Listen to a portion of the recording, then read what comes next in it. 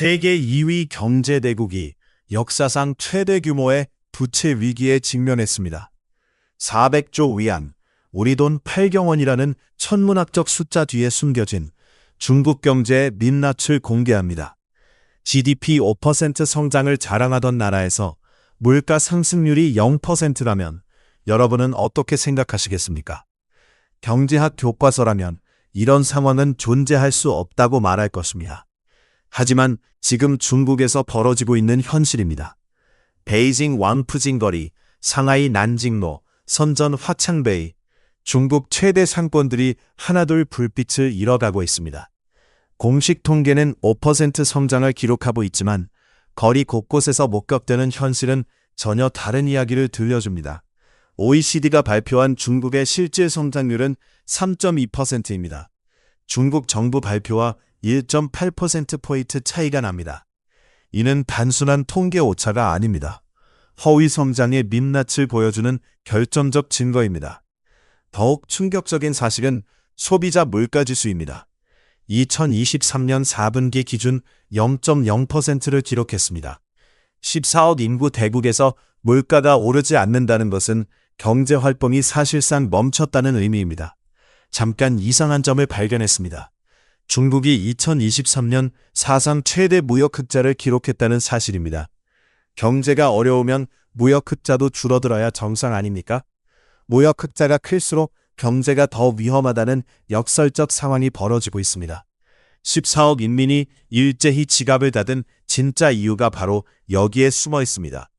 2023년 중국의 무역 흑자는 8,230억 달러로 역대 최고치를 경신했습니다.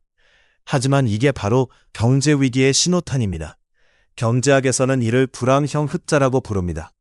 정상적인 무역 흑자는 수출이 늘어나면서 발생합니다. 하지만 중국의 경우 수출은 소폭 증가에 그친 반면 수입이 7.5% 급감했습니다.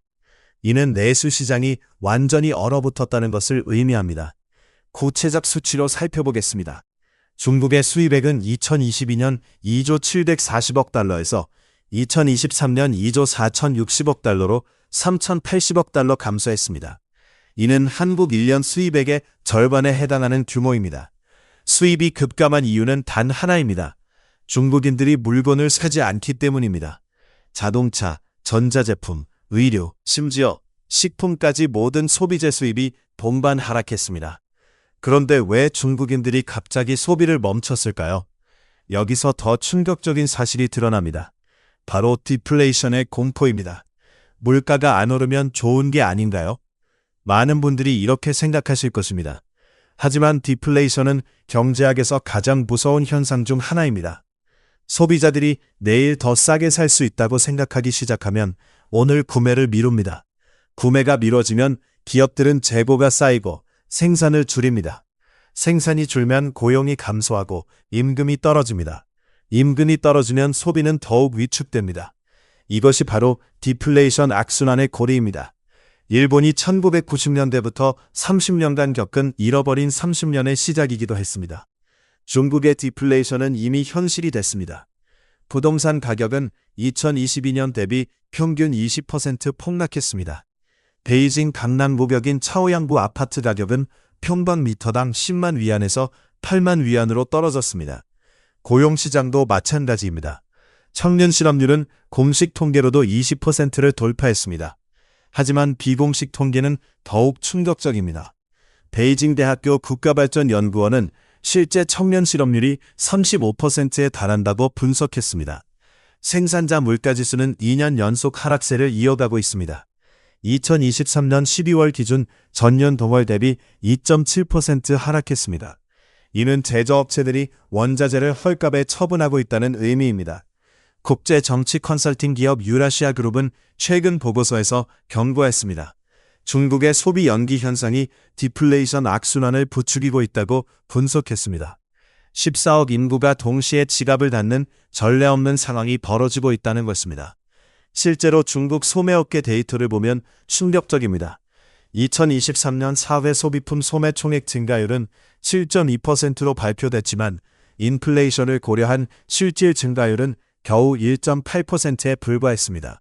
하지만 이 모든 게 시작에 불과합니다. 지금까지는 겉으로 보이는 것들이었습니다. 진짜 폭탄은 따로 있습니다. 8경원 부채 폭탄이 터지는 순간을 목격하세요. 중국의 총부채는 GDP 대비 300%를 돌파했습니다. 2023년 말 기준 총 400조 위안, 우리 돈으로 환산하면 8경원입니다. 이는 한국 GDP의 약 15배에 해당하는 천문학적 규모입니다. 정부 부채만 따져도 19조 위안으로 GDP의 17%에 달합니다. 하지만 더 심각한 문제는 지방정부와 국유기업 부채입니다. 지방정부 융자 플랫폼 LGFV 부채만 65조 위안을 넘어섰습니다. 주간 4개씩 사라지는 은행들을 보셨습니까? 2023년 한 해 동안 중국에서는 200개가 넘는 중소은행이 파산하거나 합병됐습니다. 이는 일주일에 평균 4개꼴입니다. 가장 충격적인 사례는 해난성 천진은행 사태입니다.